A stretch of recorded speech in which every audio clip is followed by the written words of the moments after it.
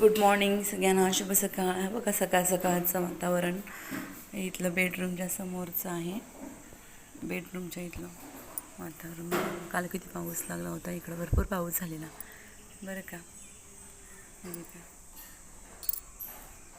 आणि आता बघा आमची सकाळ सकाळ कशी तयारी असं झालं, झाडू बिडू मारून झालं तर पहिली सकाळ सकाळ आमच्या पिल्लूची तयारी बरं का. हे पिल्लूचं पहिले सकाळ सकाळ पिल्लूचं खाणं असतं बघा.